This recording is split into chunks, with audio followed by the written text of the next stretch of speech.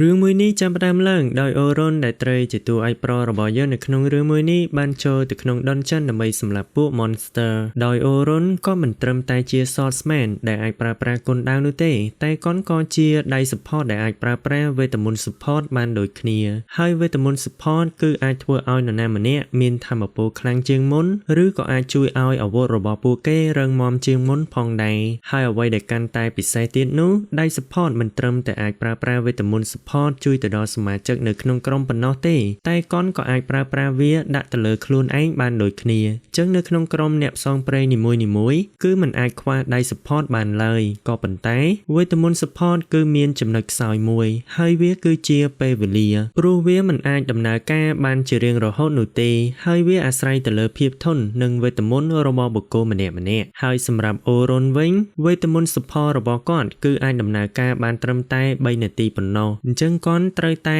ប្រើប្រាស់វាម្ដងហើយម្ដងទៀតឲ្យតាន់ពេលវេលារួចអូរ៉ុនក៏បានប្រាប់ឲ្យយើងដឹងថាគាត់មានមិត្តភក្តិម្នាក់ឈ្មោះ Oliver ហើយកាលពី8ឆ្នាំមុនពួកគេបានរួមគ្នាបង្កើតក្រុមអ្នកផ្សងព្រេងមួយរួចក៏បានឡើងទៅដល់ Rank S ត្រឹមតែរយៈពេលពី3ឆ្នាំប៉ុណ្ណោះហើយពួកគេគឺជាក្រុមដំបូងបង្អស់ដែលបានចោទទៅដល់ជាន់ទី94នៅក្នុង Dungeon ភាគខាងត្បូងរួចមនុស្សគ្រប់គ្នាក៏ចាប់ផ្ដើមហៅពួកគេថាជាក្រុម Hero តែម្ដងតែកាលពីម្សិលមិញគាត់ត្រូវបាន Oliver និងសមាជិកផ្សេងទៀតបណ្ដេញចេញពីក្រុមដោយយកលេសថាវេទមន្ត Support របស់គាត់គឺកាចខ្លាំងណាស់ព្រោះកាលពីមួយខែមុននៅពេលដែលក្រុមរបស់ពួកគេធ្វើការ team up ជាមួយនឹងអ្នកផ្សងព្រេង Rank S ផ្សេងទៀតពួកគេបានឃើញដៃ Support របស់ក្រុមអ្នកផ្សងព្រេងទាំងអស់នោះមានវេទមន្តសាហាវខ្លាំងណាស់មិនកាដូចជាអូរ៉ុននោះទេរួចអូរ៉ុនក៏បានទទួលស្គាល់ផងដែរថាវេទមន្ត Support របស់គាត់គឺមិនខ្លាំងដូចគេឡើយព្រោះជំនាញរបស់គាត់គឺជាអ្នកគុនដាវ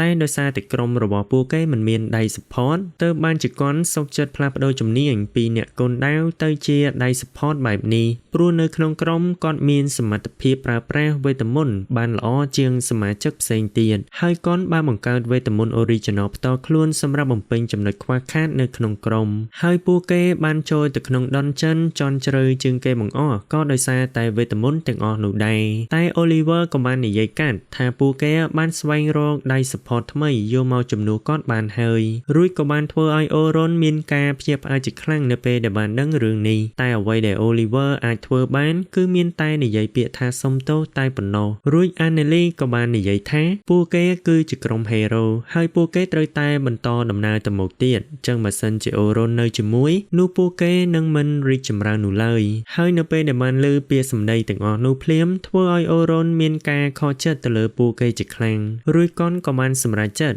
ដើរចេញពីទីនោះទៅតែ Anneli មិនព្រមបញ្ឈប់ត្រឹមតែប៉ុណ្្នឹងនោះទេគឺនាងបាននិយាយមើលងាយទៅកាន់គាត់ទៀតថាគាត់អាចប្រើប្រាស់វេទមន្តនិងគុនដាវចឹងទោះបីជាគាត់ចេះច្រើនក៏ដោយតែសមត្ថភាពរបស់គាត់គឺបានត្រឹម Rank A តែប៉ុណ្ណោះអញ្ចឹងមិនចាំបាច់ប្រាប់ពួកគេដែលមាន Rank S ថាត្រូវធ្វើអ្វីនោះឡើយដោយសារតែបែបនេះហើយទើបបានជាអូរ៉ុនចូលមកក្នុង Dungeon ដើម្បីរំលឹកក្បាច់គុនដាវរបស់គាត់ឡើងវិញហើយគាត់ក៏បានបង្កើត style ថ្មីមួយទៀតដោយធ្វើការ combo រួមបញ្ចូលគ្នារវាងគុនដាវជាមួយនឹងវេទមន្ត Support ហើយគាត់ក៏បានបដិញ្ញាចិត្តថាគាត់នឹងធ្វើវាឲ្យសាហាវអស្ចារ្យដើម្បីកុំឲ្យគេមើលងាយគាត់ទៀតហើយនៅថ្ងៃណាមួយគាត់នឹងក្លាយទៅជាអ្នកផ្សងព្រេងដែលអាចធ្វើអ្វីៗបានគ្រប់យ៉ាងលុះក្រោយពីបានចាត់ការពួក Goblin ទាំងអស់នោះរួចហើយអូរ៉ុនក៏បានធ្វើដំណើរទៅចុះឈ្មោះនៅឯកន្លែង Crystal Teleport ជាន់ទី7អញ្ចឹងនៅពេលដែលគាត់ចង់បន្ត mission ទៀតគាត់អាចធ្វើការ teleport មកកាន់ទីនេះបាន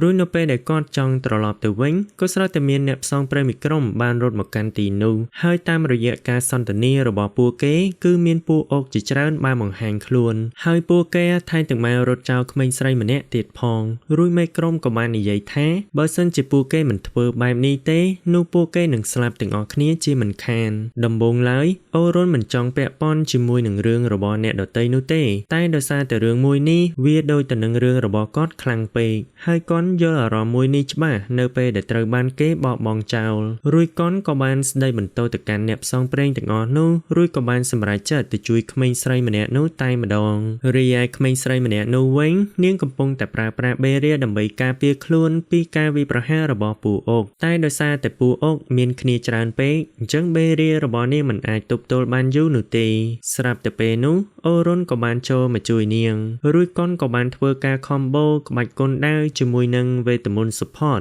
ចូលទៅប្រយុទ្ធជាមួយនឹងពូអុកទាំងអស់នោះរួចក៏បានធ្វើឲ្យក្មេងស្រីសក់ក្រហមមានការភ្ញាក់ផ្អើលជាខ្លាំងព្រោះនាងមិនធ្លាប់ឃើញនរណាម្នាក់ប្រយុទ្ធបែបនេះនោះទេហើយត្រឹមតែមួយផ្លេតសោះអូរុនបានសម្លាប់ពូអុកទាំងប៉ុន្មានឲ្យងាប់អស់គ្មានសល់រួចកូនក៏បានសួរទៅកាន់ក្មេងស្រីសក់ក្រហមថាតើនាងអត់អីទេមែនរួចក្មេងស្រីសក់ក្រហមក៏ចាប់ផ្ដើមយំតែម្ដងព្រោះមុននឹងនាងគិតថានាងច្បាស់ជាស្លាប់ជាមិនខានលុះបន្ទាប់ពីបាននាំនាងចេញពីដនចិនរួចហើយអូរុនក៏បានលានាងត្រឡប់ទៅវិញតែក្មេងស្រីសក់ក្រហមក៏បានខកគាត់រួចនាងក៏បានអរគុណគាត់ដែលបានជួយសង្គ្រោះជីវិតនាងហើយនាងក៏បានធ្វើការណែនាំខ្លួនថានាងឈ្មោះ Sophia Claudel រួចអូរុនក៏បានចាប់អារម្មណ៍ទៅលើត្រកូលរបស់នាងព្រមទាំង logo រោគទុនសាយនៅលើអាវរបស់នាងរួចកូនក៏បានធ្វើការណែនាំខ្លួនត្រឡប់ទៅវិញដូចគ្នាថាកូនឈ្មោះអូរុនហើយដើម្បីជាការអរគុណ Sophia ក៏ចង់ប៉ាវគាត់ទៅញ៉ាំអាហារពេលល្ងាចជាមួយគ្នាដំបូងឡើយអូរុនក៏ចង់បដិសេធតែដោយសារតែ Sophia បង្ខំខ្លាំងពេកគាត់ក៏បានយល់ព្រមតែម្ដងរួចពួកគេទាំងពីរក៏បានធ្វើដំណើរទៅកាន់ហាងមួយដែលមាន logo រូបទន្សាយហើយវាគឺដូចជាការគិតរបស់គាត់អញ្ចឹងព្រោះនៅពេលដែលគាត់បានក្រឡេកឃើញ logo រូបទន្សាយនៅលើអាវរបស់ Sophia គាត់ក៏បានដឹងភ្លាមៗថា Sophia គឺជាសមាជិកម្នាក់នៅក្នុង Guild ទន្សាយប្រាក់ហើយវាគឺជា Guild ដ៏ធំជាងគេបង្អស់នៅក្នុងនគរ Noitan លុះនៅពេលដែលពួកគេចូលទៅដល់ខាងក្នុងពួកគេក៏បានជួបជាមួយនឹងបងស្រីរបស់ Sophia ដែលមានឈ្មោះថា Selma ហើយអូរុនក៏បានស្គាល់ Selma ដូចគ្នាព្រោះនាងគឺជាមេដឹកនាំនៅក្នុងក្រុមអ្នកផ្សងព្រេងរ៉េងអេសមួយដែលខ្លាំងជាងគេបង្អស់នៅក្នុងGuild ទន្សាយប្រាក់ហើយនាងក៏ជាដៃ support ដ៏ខ្លាំងជាងគេបង្អស់ប្រចាំទ្វីបទាំងមូលផងដែរមិនតែប៉ុណ្ណោះ Selma គឺជាមនុស្សម្នាក់ដែលធ្វើឲ្យដៃ support មានភាពល្បីល្បាញហើយនាងក៏ជាអ្នកផ្ដើមគំនិតបែងចែកតួនាទីទៅឲ្យសមាជិកនៅក្នុងក្រុមអ្នកផ្សងព្រេងទៀតផ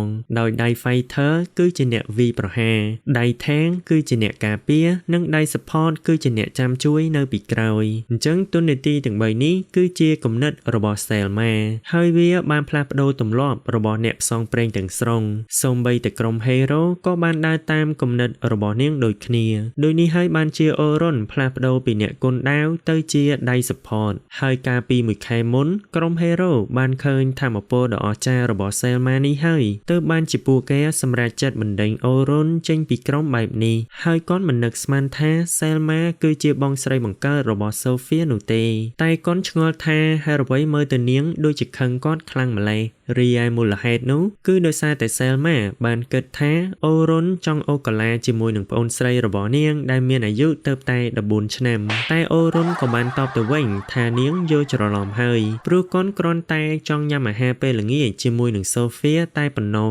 ហើយគាត់មិនមានបំណងអាក្រក់អ្វីទេតែ Selma គ្មានថ្ងៃជឿពាក្យសម្ដីរបស់ប្រុសព្រានជាដាច់ខាតរួច Sophia ក៏បានប្រាប់ទៅកាន់បងស្រីថាឈប់និយាយអាក្រក់ដាក់អ្នកមានគុណដែលបានជួយជីវិតនាងទៀតទៅពេលឮបែបនេះ Selma ក៏បានដឹងភ្លាមៗថាប្អូនស្រីរបស់នាងច្បាស់ជាលួចចូលទៅក្នុងដុនចិនតែម្នាក់ឯងជាមិនខានហើយដោយសារតែមិនអាចលាក់បាន Sophia ក៏បានសារភាពប្រាប់ទៅកាន់បងស្រីហើយតាមពិតទៅ Selma បានសន្យាជាមួយនឹងប្អូនស្រីថានឹងនាំនាងចូលទៅក្នុងដុនចិននៅ2ថ្ងៃទៀតតែហេតុអ្វីបានជាប្អូនស្រីមិនចេះរងចាំសោះអញ្ចឹងរួច Sophia ក៏បានសុំទោសទៅកាន់បងស្រីហើយដោយសារតែ Sophia មានសុវត្ថិភាពអញ្ចឹង Selma មិនបានស្ដីបន្ទោសទៅកាន់ប្អូនស្រីនោះឡើយគឺគ្រាន់តែហាមនាងកុំឲ្យចូលទៅក្នុងដុនចិនតែម្នាក់ឯងទៀតតែប៉ុណ្ណោះរួច Selma ក៏បានអរគុណទៅកាន់អូរុនដែលបានជួយជីវិតប្អូនស្រីរបស់នាងហើយនាងក៏បានសុំទោសដែលបានយល់ច្រឡំទៅលើគាត់មុននឹងផងដែរហើយខណៈពេលដែលពួកគេកំពុងតែញ៉ាំអីជាមួយគ្នានោះ Sophia ក៏បានសួរទៅកាន់ពួកគេទាំងពីរថាតើពួកគេធ្លាប់ស្គាល់គ្នាពីមុនមកមែនរួចអូរុនក៏បានឆ្លើយថាពួកគេធ្លាប់បានជួបគ្នានៅក្នុងអំឡុងពេលវាយប្រហារនៅក្នុងដុនចិនកាលពីមួយខែមុនហើយពួកគេគឺជាដៃ support ដូចគ្នារួច Selma ក៏បានសួរទៅកាន់ប្អូនស្រីវិញថាតើប្អូនស្រីមិនស្គាល់អូរុនទេមែនព្រោះគាត់គឺជាសមាជិកម្នាក់នៅក្នុងក្រុម hero ពេលដែលបានដឹងរឿងនេះភ្លាមធ្វើឲ្យ Sophia មានការភ្ញាក់ផ្អើលជាខ្លាំងតែអូរុនក៏បានប្រាប់ទៅកាន់ពួកគេថាគាត់មិនមែនជា hero តទៅទៀតនោះឡើយព្រោះគាត់បានចាកចេញពីក្រុមកាលពីម្សិលមិញរួចក៏បានធ្វើឲ្យ Selma ចង់ដឹងខ្លាំងណាស់ថាហេតុអ្វី អ្វីបានជាពួកគេអនុញ្ញាតឲ្យមនុស្សដែលមានសមត្ថភាពដោយអូរុនចាកចេញពីក្រុមបែបនេះតែអូរុនមិនបានបកស្រាយអីច្រើននោះទេគឺគាត់គ្រាន់តែប្រាប់ថាពួកគេមានហេតុផលរៀងៗខ្លួនរួចក៏បានយល់ព្រមជាមួយគ្នាតែម្ដងហើយនៅពេលដែលបានដឹងថាអូរុននៅទំនេរបែបនេះសេម៉ាក៏ចង់អាដៃណែតែអូរុនក៏បាននិយាយកាត់ភ្លាមព្រោះគាត់ស្មានថានាងចង់ហៅគាត់ឲ្យចូលហ្គាទន្សាយប្រាក់រួចគាត់ក៏បានប្រាប់ទៅកាន់នាងថាគាត់មិនតន់ចង់ចូលរួមនៅក្នុងក្រុមណាមួយនៅពេលនេះទេតែសេម៉ាក៏បានប្រាប់ទៅកាន់គាត់វិញថាគាត់កំពុងតែយល់ច្រឡំហើយគឺនាងមានការងារដ៏ល្អមួយសម្រាប់គាត់ហើយនាងចង់ឲ្យគាត់ទៅជាមួយនឹងក្រុមរបស់នាងនៅថ្ងៃខានស្អែកដើម្បីបង្រៀនសមាជិកថ្មីអំពីដំណើររករកនៅក្នុងដនចិនរួចអូរុនក៏បានសួរទៅកាន់នាងថាហេតុអ្វីបានជានាងចង់ឲ្យគាត់ទៅជាមួយបែបនេះរួចសេម៉ាក៏បានបញ្យល់ប្រាប់ទៅកាន់គាត់ថាអ្នកផ្សងព្រេងមួយក្រុមដែលមាន rank A ឬខ្ពស់ជាងនេះនឹងដឹកនាំសមាជិកថ្មីហើយពួកគេនឹងចំណាយពេល3ថ្ងៃចូលទៅក្នុងដនចិនឲ្យបាន50ជាន់គ្រាន់តែបានលឺភ្លាមធ្វើឲ្យអូរុនមានការភ្ញាក់ផ្អើលជាខ្លាំងកុំថាឡើយ3ថ្ងៃសូម្បីតែអ្នកផ្សងព្រេងថ្មីដ៏ល្អបំផុតក៏ត្រូវចំណាយពេល6ខែទៅ1ឆ្នាំដែរទើបអាចចុះទៅដល់ជាន់ទី50រួចសេម៉ាក៏បានតបទៅវិញថាទោះបីជាវាពិបាកក៏ពិតមែន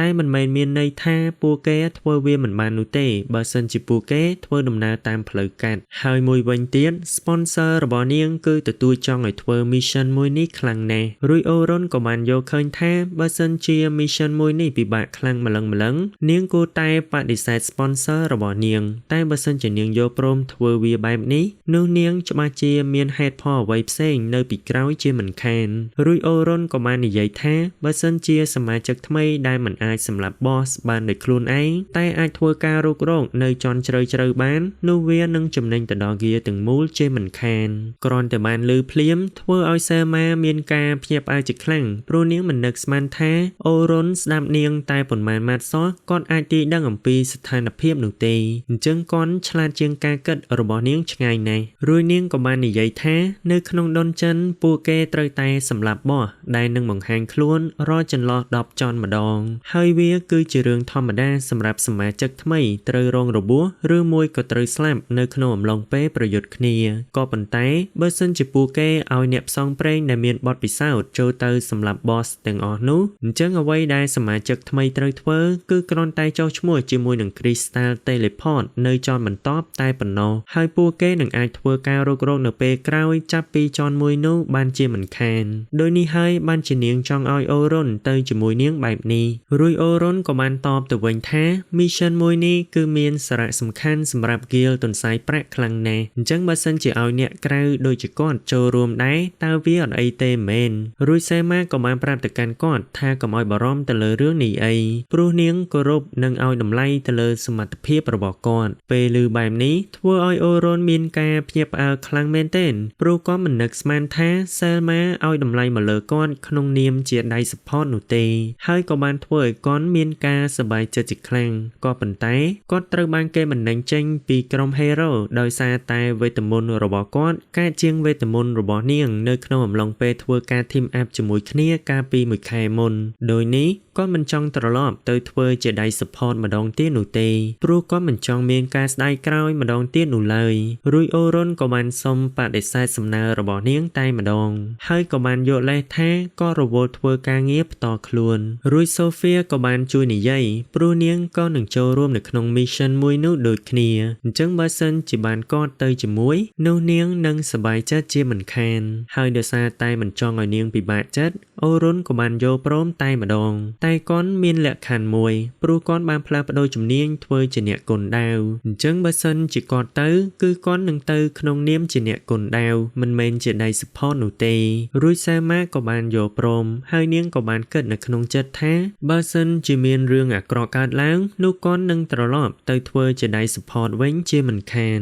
រួចនាងក៏បានប្រាប់ឲ្យគាត់ទៅជួបនាងនៅឯហ្គាទន្សាយប្រាក់នៅព្រឹកស្អែកនេះតែម្ដងបន្ទាប់មកអូរុនក៏បានធ្វើដំណើរទៅកាន់ហាងលក់ថ្នាំរបស់លោកតាម្នាក់ដោយលោកតាម្នាក់នោះគាត់ចាត់ទុកអូរុនប្រៀបបានដូចជាកូនប្រុសបង្កើតរបស់គាត់អញ្ចឹងហើយអូរុនក៏បានជួយប្រម៉ូទហាងលក់ថ្នាំរបស់គាត់ដែលធ្វើឲ្យគាត់លក់ថ្នាំដាច់ខ្លាំងណាស់រួចគាត់ក៏បានអរគុណទៅកាន់អូរុនផងដែរតែអូរុនក៏បានសុំទោសទៅកាន់គាត់វិញព្រោះថានៅពេលនេះគាត់មិនមែន ជាសមាជិកនៅក្នុងក្រុម Hero តទៅទៀតនោះទេអញ្ចឹងគាត់នឹងមិនអាចជួយប្រម៉ូទហាងឲ្យលោកតាតទៅទៀតបានឡើយព្រោះគាត់មិនមែនជា Hero អញ្ចឹងទោះបីជាគាត់ប្រម៉ូទឲ្យលោកតាក៏គ្មានពីណាគេស្ដាប់គាត់ដែរតែលោកតានៅតែដឹងគុណអូរុនដដែលនឹងព្រោះអូរុននៅតែជាអូរុនទោះបីជាគាត់ជា Hero ឬក៏មិនមែនក៏ដោយរួចលោកតាក៏បានអរគុណទៅកាន់គាត់ម្ដងទៀតផងដែរព្រោះលោកតាបានដឹងអំពីអ្វីដែលគាត់បានធ្វើព្រោះគាត់ខំប្រឹងព្យាយាមខ្លាំងជាងពីណាគេទាំងអស់ហើយលោកតាក៏ដឹងទៀតថា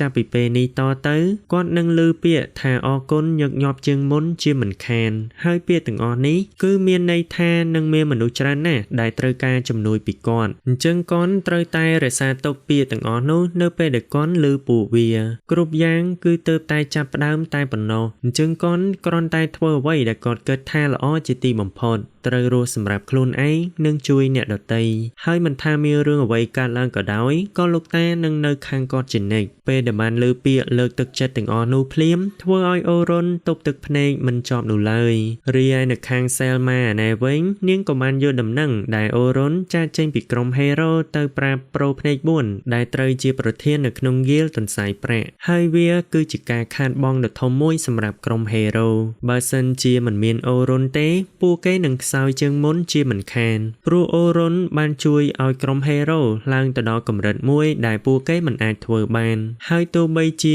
វេទមន្តសុផលរបស់គាត់មិនសូវខ្លាំងក៏ពិតមែនតែគាត់អាច cast spell បានលឿនខ្លាំងណាស់គឺលឿនជាង Selma រហូតដល់ទៅ4ដងឯណោះហើយមួយវិញទៀតគាត់អាចប្រើប្រាស់វេទមន្ត original បានជាច្រើនហើយគាត់ក៏មានសមត្ថភាពនៅក្នុងការវិភាគស្ថានភាពការទស្សន៍ទាយអំពីចលនាបន្ទាប់និងការ support វេទមន្តឲ្យត្រូវតាមពេលវេលាគឺគាត់មានជំនាញទាំងអស់ដែលដៃ support ត្រូវការអញ្ចឹងនៅពេលដែលគ្មានគាត់នោះក្រុម Hero នឹងកាក់ខ្លាំងជាងមុនហើយ Guild ទន្សាយប្រាក់របស់ពួកគេនឹងត្រឡប់ក្លាយទៅជា Top 1 វិញជាមិនខានហើយប្រូភ្នែក4មិននឹកស្មានថាមានរឿងមួយនេះកើតឡើងទៅលើអូរុននោះទេរួចសែម៉ាក៏បាននិយាយថាជាទូទៅពួកគេមិនសូវឲ្យតម្លៃទៅលើដៃ support នោះឡើយតែសម្រាប់នាងវិញនាងគឺជាតារាល្បីហើយមនុស្សគ្រប់គ្នាតែងតែឲ្យតម្លៃខ្ពស់មកកាន់នាងអញ្ចឹងទោះបីជាអូរុនមានថាមពលអស្ចារ្យក៏ដោយតែគាត់មិនសូវលេចធ្លោទេ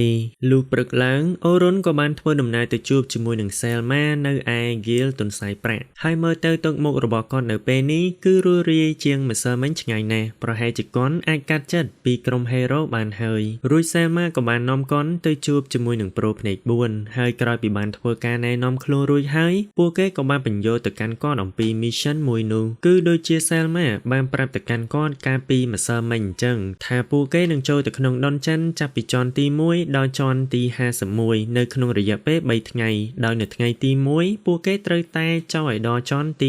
21ថ្ងៃទី2ជាន់ទី36និងថ្ងៃទី3គឺចូលទៅដល់ជាន់ទី51តែម្ដងហើយសរុបសមាជិកថ្មីទាំងអស់គឺមាន10ក្រុមនិងអ្នកនាំផ្លូវ5នាក់រួមបញ្ចូលទាំងអូរុននិងសែម៉ាផងដែរហើយក្រុមសមាជិកថ្មីនឹងផ្លាស់ប្ដូរវេនគ្នាដើម្បីចាត់ការពួក Monster តែបើសិនជាមាន Monster ខ្លាំងបង្ហាញខ្លួនគឺទុកឲ្យអ្នកនាំផ្លូវជាអ្នកចាត់ការហើយពួកគេក៏ជាអ្នកទទួលខុសត្រូវក្នុងការសម្លាប់ Boss ដូចគ្នារួច Selma ក៏បានសួរទៅកាន់អូរុនថាតើគាត់មានសំណួរអីអត់រួចអូរុនក៏មានសំណួរមួយចង់សួរថាហេតុអ្វីបានជាមានអ្នកនាំផ្លូវតែ5នាក់បែបនេះព្រោះបើសិនជា mission មួយនេះពិតជាចាំបាច់មែននោះពួកគេគួរតែកាត់បន្ថយហានិភ័យដោយឲ្យក្រុមអ្នកផ្សងព្រេងរ៉េង A ជាច្រើនចូលរួមដើម្បីជួយទៅដល់សមាជិកថ្មីរួច Selma ក៏បានតបទៅវិញថាគោលដៅរបស់ពួកគេគឺនាំសមាជិកថ្មីចុះទៅដល់ជាន់ទី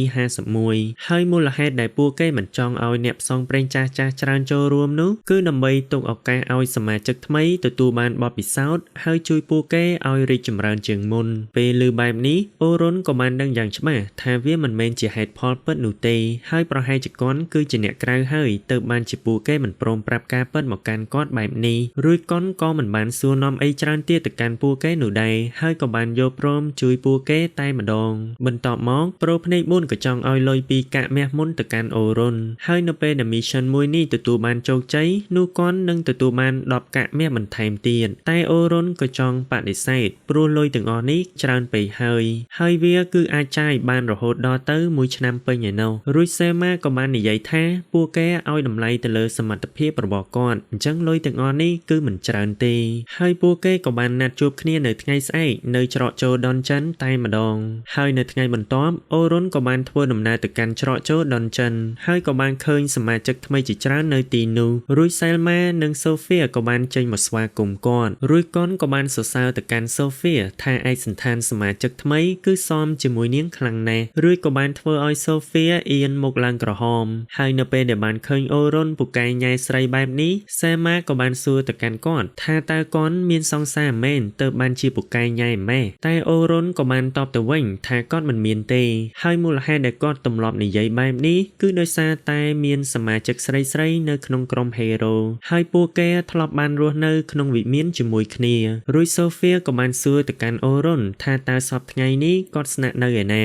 រួចអូរុនក៏បានឆ្លើយថាគាត់ស្នាក់នៅផ្ទះអំណាក់តែគាត់នឹងរកមើលផ្ទះផ្ទាល់ខ្លួនក្នុងពេលឆាប់ៗនេះហើយរួចសាម៉ាក៏បានសួរទៅកាន់សូហ្វីថាហេតុអ្វីបានជាប្អូនស្រីសួរទៅកាន់គាត់បែបនេះតើប្អូនស្រីចង់ទៅលេងផ្ទះគាត់មែនរួចសូហ្វីក៏បានតបទៅវិញថានាងគ្រាន់តែចង់ដឹងតែប៉ុណ្ណោះកុំគិតអីផ្ដេសផ្ដាសឲ្យសោះបន្ទាប់មកសាម៉ាក៏បានសួរទៅកាន់អូរុនថាហេតុអ្វីបានជាគាត់នៅឆ្ងាយពីអ្នកផ្សេងទៀតខ្លាំងម្ល៉េះរួចអូរុនក៏បានឆ្លើយថាគាត់គឺជាអ្នកក្រៅអញ្ចឹងគាត់មិនចង់ឲ្យសមាជិកថ្មីមានការភ័យខ្លាចនោះទេព្រោះមើលទៅទឹកមុខរបស់ពួកគេគឺដូចជាមានភាពតានតឹងខ្លាំងណាស់រួចសាម៉ាក៏បានសុំខ្ចីអូរុនដើម្បីបន្ធូរភាពតានតឹងរបស់ពួកគេតែម្ដងបន្ទាប់មកនាងក៏បានណែនាំអូរុនទៅកាន់សមាជិក3នាក់ទៀតហើយនាងក៏បានធានាឲ្យអូរុនថាគាត់គឺជាជើងខ្លាំងម្នាក់អញ្ចឹងដោយសារតែសេលម៉ាបានធានាឲ្យគាត់ទៅហើយនោះពួកគេគឺអាចទុកចិត្តគាត់បានរួចអូរុនក៏បាននិយាយកាត់ថាកំសើរំពឹងខ្ពស់មកលើគាត់ពេកអី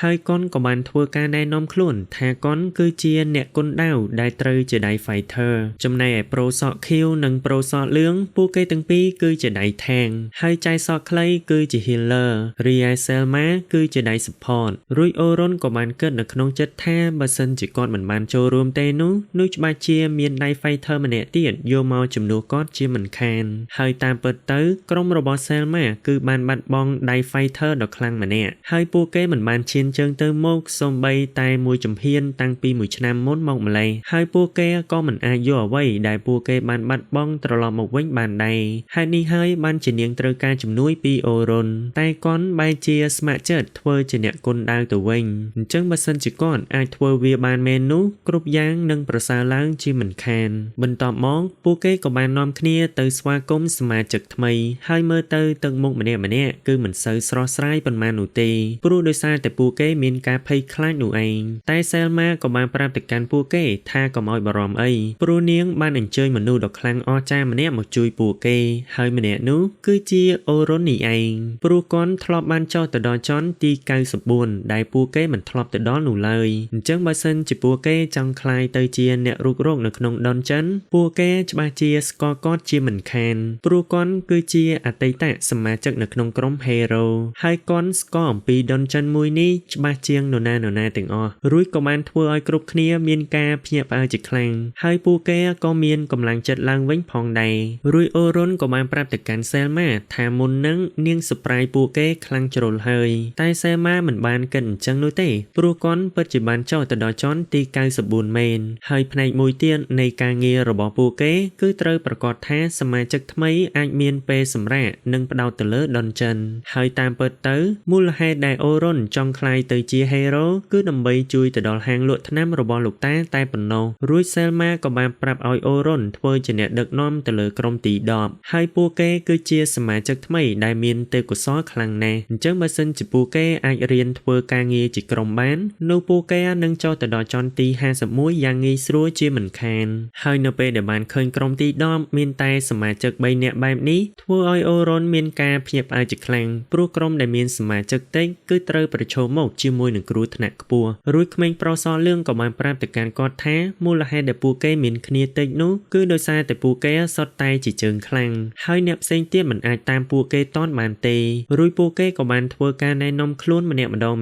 ងដោយក្មេងប្រុសសលឿងគាត់គឺជាមេក្រុមនៅក្នុងក្រុមទី10ឈ្មោះ Logan ដោយគាត់គឺជាដៃ support ហើយគាត់ក៏នឹងក្លាយទៅជាមនុស្សម្នាក់ដែលខ្លាំងជាង Selma នៅថ្ងៃណាមួយផងដែររួចនៅពេលដែលបានឃើញ Logan មានការជឿជាក់ទៅលើខ្លួនឯងបែបនេះអូរុនក៏មាន ការបារម្ភទៅលើអនាគតរបស់គាត់តែម្ដងហើយសម្រាប់ក្មេងស្រីសក់ផ្កាឈូកវិញនាងមានឈ្មោះថា Caroline ហើយនាងគឺជាដៃថាងប្រភេទកិច្ចជំនួសឲ្យការរងអញ្ចឹងនាងមិនត្រូវការពាក់អាវក្រោះឬមួយក៏ខែលនោះទេព្រោះនាងមិនចង់ឲ្យពួក monster ប៉ះនាងនោះឡើយតែនាងចង់សម្លាប់ពួកវាឲ្យបានច្រើនបំផុតដោយនេះហើយបានជានាងជ្រើសរើសធ្វើជាដៃថាងដើម្បីចូលទៅចិត្តពួកវានោះឯងហើយដៃថាងប្រភេទកិច្ចនេះគឺពួកគេមិនប្រើប្រាស់ខែលយកមករងការវាយប្រហារនោះទេតែពួកគេប្រើប្រាស់បំលាស់ទីដើម្បីគេចចេញពីការវាយប្រហារទាំងអស់នោះវិញហើយសម្រាប់អ្នកទី3គឺជា Sophia ដែលត្រូវជាដៃមេឃធ្វើការវាយប្រហារពីខាងក្រោយ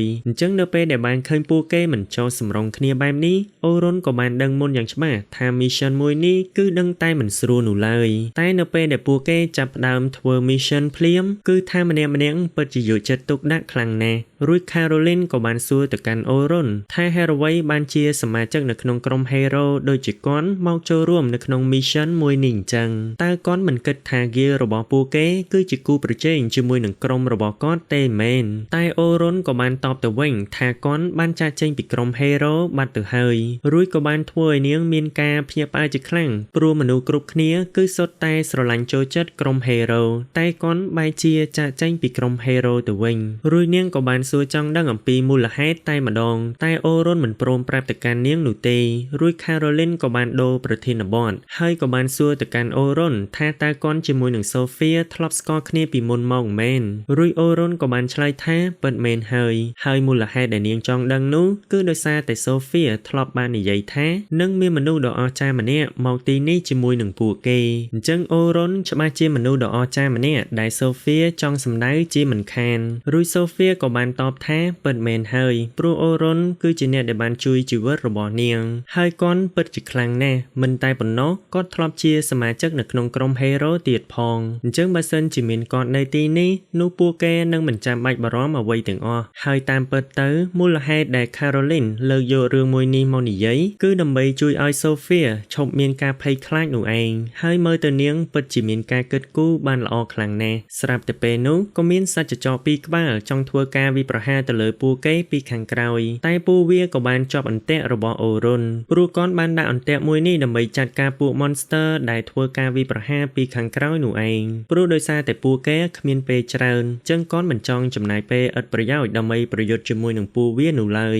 មិនយូរប៉ុន្មានពួកគេក៏បានធ្វើដំណើរទៅដល់ជាន់ទី20ហើយពីមួយជាន់ទៅមួយជាន់អូរុនតែងតែចាំខ្លំមើលការប្រយុទ្ធរបស់ពួកគេជានិច្ចរួចក៏បានឃើញថា Logan គឺមិនចេះតែអួតនោះទេតែគាត់ពិតជាមានទេពកោសល្យធ្វើជាដៃ support ពិតមែនហើយបើសិនជាគាត់អាចជួយនៅក្នុងការប្រយុទ្ធបានយូរជាងនេះនោះគាត់នឹងអាចចូលទៅក្នុងក្រុម rank A បានយ៉ាងងាយតែចំណុចខ្សោយរបស់គាត់វិញគាត់គឺជាមេក្រុមតែគាត់ធ្វើការបញ្ជាទៅកាន់សមាជិកមិនបានល្អនោះទេហើយវាគឺជារឿងសំខាន់ខ្លាំងមែនទែនសម្រាប់ដៃ support ក៏ប៉ុន្តែគាត់នឹងអាចធ្វើបានល្អជាងនេះនៅពេលដែលគាត់ទទួលបានបទពិសោធន៍បន្ថែមទៀតជាមិនខានហើយសម្រាប់ Caroline វិញនាងមានបំលាស់ទីលឿនល្អណាស់តែនាងមានចំណុចខ្សោយពីរទី1គឺនៅពេលដែលនាងបានឃើញពួក monster នាងដឹងតែរត់សម្ដៅទៅរកពួកវាភ្លាមដោយគ្មានខ្វល់ពីអ្វីទាំងអស់ហើយចំណុចខ្សោយមួយទៀតគឺនាងប្រើប្រាស់កូនកំបិតពីរធ្វើជាអាវុធហើយទោះបីជាវាស័ក្តិសមជាមួយនឹងនាងក៏ដោយ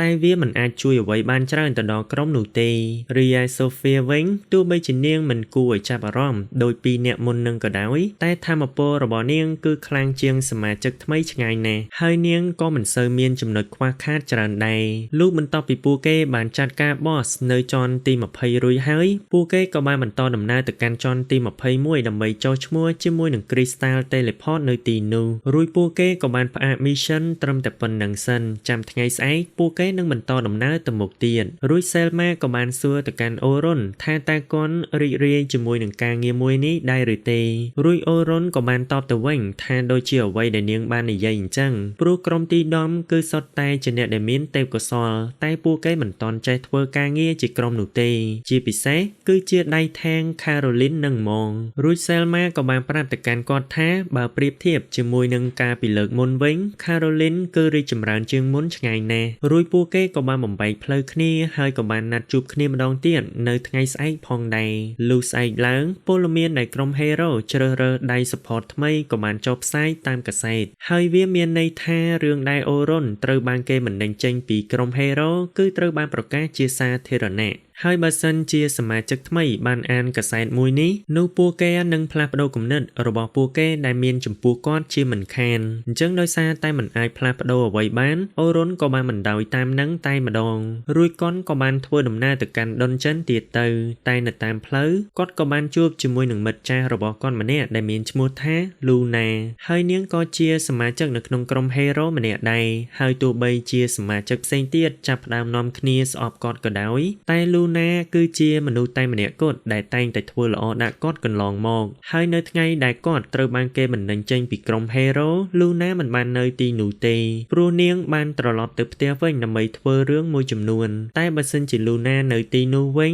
នាងច្បាស់ជាធ្វើគ្រប់វិធីទាំងអស់ដើម្បីជួយគាត់ជាមិនខានរីឯមូលហេតុដែលលូណាមកជួបជាមួយនឹងគាត់នោះគឺដើម្បីសុំឲ្យគាត់ត្រឡប់ទៅកាន់ក្រុម Hero វិញព្រោះពួកគេគឺពិតជាត្រូវការកម្លាំងរបស់គាត់ខ្លាំងណាស់តែអូរុនក៏បានសួរទៅកាន់នាងថាតើអ្នកផ្សេងទៀតចង់ឲ្យគាត់ត្រឡប់ទៅវិញដែរមែនព្រោះគាត់មិនអាចស្រមៃបានឡើយបន្ទាប់ពីបានឃើញព័ត៌មានចុះផ្សាយនៅលើកាសែតតែលូណាមិនទាន់បានអានកាសែតមួយនោះទេហើយវាគឺជាគំនិតរបស់នាងផ្ទាល់តែប៉ុណ្ណោះតែបើសិនជាគាត់ត្រឡប់ទៅវិញជាមួយនាងនឹងធ្វើអ្វីៗគ្រប់យ៉ាងដើម្បីបញ្ចុះបញ្ចូលអ្នកផ្សេងទៀតឲ្យទទួលយកគាត់ចូលក្រុមវិញក៏ប៉ុន្តែគ្រប់យ៉ាងគឺបានយឺតពេលបាត់ទៅហើយព្រោះបន្ទាប់ពីរឿងមួយនោះបានផ្សាយជាសាធារណៈហើយនោះទោះបីជាគាត់ចង់ត្រឡប់ទៅវិញក៏ដោយក៏វាមិនអាចទៅរួចនោះដែរតែទោះបីជាបែបនេះក៏ដោយក៏លូណានៅតែចង់ឲ្យគាត់ត្រឡប់ទៅវិញដដែលនឹងព្រោះពួកគេធ្លាប់បានសន្យាថាពួកគេនឹងឃ្លាដុនចិនមួយនោះជាមួយគ្នារួចអូរុនក៏បានតបទៅវិញថាពួកគេទាំង3នាក់គឺបានបង្កើតការសន្យាមួយនោះតែ Oliver គឺជាអ្នកដែលបានបណ្ដេញគាត់ចេញពីក្រុមចឹងរឿងមួយនោះនឹងមិនអាចកើតឡើងបានទេរួចគាត់ក៏បានសុំទោសទៅកាន់លូណាហើយក៏បានដើរចេញពីទីនោះបាត់ទៅហើយពិតណាស់អូរុនចង់ឲ្យពួកគេទាំង3នាក់នៅតែដូចដើមហើយបំពេញការសន្យាមួយនោះជាមួយគ្នាក៏ប៉ុន្តែនៅពេលនេះគាត់មិនអាចត្រឡប់ថយក្រោយបានឡើយហើយក៏គ្មានកន្លែងសម្រាប់គាត់នៅទីនោះទៀតដែរ